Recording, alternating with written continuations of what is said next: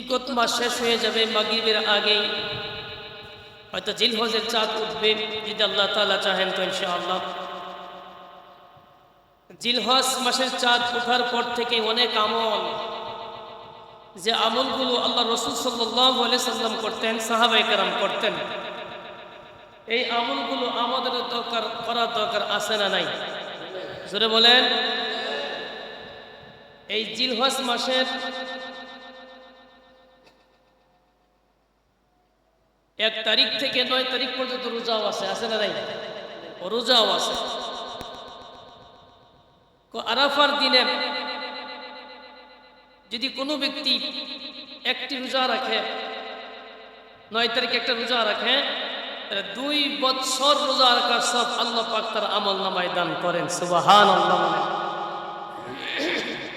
অনেকে আছে জিলহজ মাসের 1ম তারিখ থেকে 9 তারিখ পর্যন্ত রোজা রাখে, আবার অনেকে আছে 9 তারিখে রোজা রাখে। এই জন্য একটা রোজার কথা আসছে, একটা রোজা করলে 2 বছর রোজা রাখার সব আল্লাহ পাক তার আমল নামায় দান করেন। সুবহানাল্লাহ। যদি আপনি 9টা করেন কোনো সমস্যা নাই, করতে থাকেন, অনেক সব নবীজি করতেন। আর এই জিলহজ মাসের কিছু আমল আছে, সূর্য যখন চাঁদ যখন উদিত হবে এর আগ পর্যন্ত চুল, নখ, লজ্জাস্থানের পশম এগুলো যখন মানুষ কাটবে, ঈদের পরে কাটবে, তারপর এটা যখন কাইটা রাখবে, এই 1 তারিখ থেকে জিলহজ মাসের 10 তারিখ পর্যন্ত আর ধরবে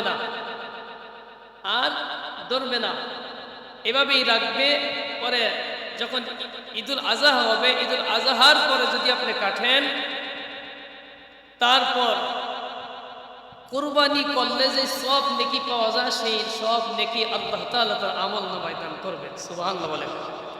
আল্লাহ রাসূলের কাছে এক সাহাবী আসলেন, আল্লাহ রাসূলের কাছে বললেন, ইয়া রাসূলুল্লাহ, আমার একটা দুধের বকরি আছে, আমি কি কুরবানি করে দিব?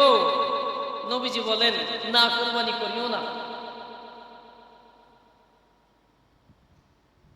তাহলে কি করব?